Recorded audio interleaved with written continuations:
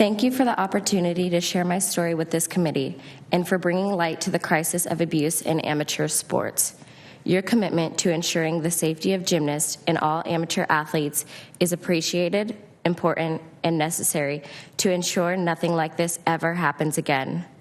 Please bear with me. To be perfectly honest, I can imagine no place that I would be less comfortable right now than sitting here in front of you, sharing these comments. My name is Simone Biles, and I am a gymnast who has trained at the levels of the sport. As an elite gymnast, I have had the honor to represent the United States of America in multiple international competitions, including World Championships and the Olympic Games.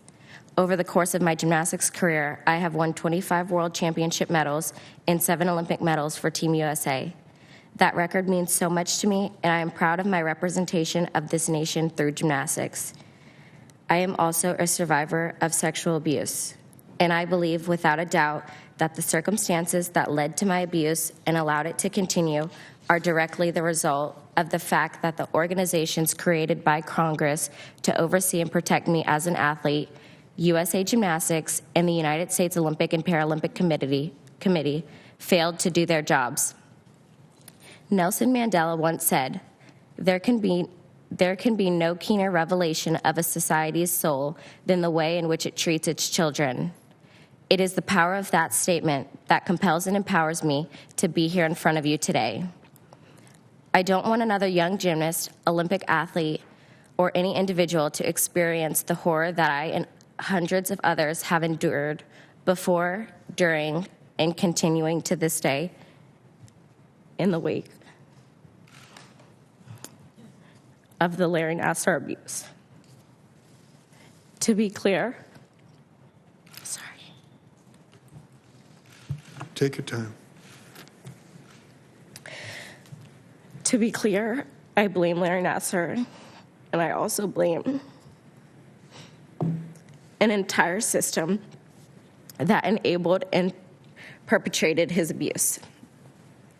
USA Gymnastics and the United States Olympic and Paralympic Committee knew that I was abused by their official team doctor long before I was ever made aware of their knowledge. In May of 2015, Rhonda Fayen, the former head of USA Gymnastics women's program, was told by my friend and teammate, Maggie Nichols, that she suspected I, too, was a victim. I didn't understand the magnitude of what all was happening until the Indianapolis Star published its article in the fall of 2016 entitled, Former USA Gymnastics Doctor Accused of Abuse. Yet while I was a member of the 2016 U.S. Olympic team, neither USAG, USOPC, nor the FBI ever contacted me or my parents.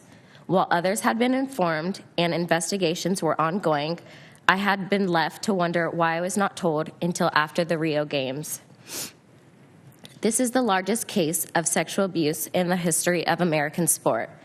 And although there has been a fully independent investigation of the FBI's handling of the case, neither USAG nor USOPC have ever been made the subject of the same level of scrutiny. These are the entities entrusted with the protection of our sport and our athletes, and yet it feels like questions of responsibility and organizational failures remain unanswered. As you pursue the answers to those questions, I ask that your work be guided by the same question that Rachel Denhollander and many others have asked. How much is a little girl worth? I sit before you today to raise my voice so that no little girl must endure what I, the athletes at this table, and the countless others who needlessly suffered under Nassar's guise of medical treatment, which we continue to endure today. We suffered and continue to suffer because no one at FBI, USAG, or the USOPC did what was necessary to protect us. We have been failed, and we deserve answers.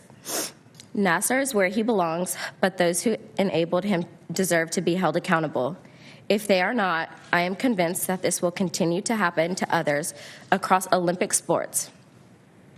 In reviewing the OIG's report, it truly feels like the FBI turned a blind eye to us and went out of its way to help protect USAG and USOPC. A message needs to be sent. If you allow a predator to harm children, the consequences will be swift and severe. Enough is enough. I will close with one final thought. The scars of this horrific abuse continue to live with all of us. As the lone competitor in the recent Tokyo Games who is a survivor of this horror, I can assure you that the impacts of this man's abuse are not ever over or forgotten.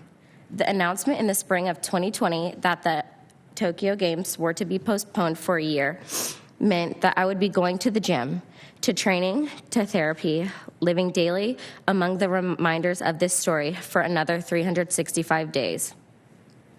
As I have stated in the past, one thing that helped me push each and every day was the goal of not allowing this crisis to be ignored. I worked incredibly hard to make sure that my presence could maintain a connection between the failures and the competition at Tokyo 2020. That has proven to be exceptionally difficult burden for me to carry, particularly when required to travel to Tokyo without the support of any of my family. I am a strong individual and I will persevere, but I never should have been left alone to suffer the abuse of Larry Nassar. And the only reason I did was because of the failures that lie at the heart of the abuse that you are now asked to investigate. Again, I appreciate the opportunity to share my thoughts with this committee today. I want to sincerely thank each of you for joining the survivors of this abuse to do what we all can to prevent anything like this from ever happening again. Thank you.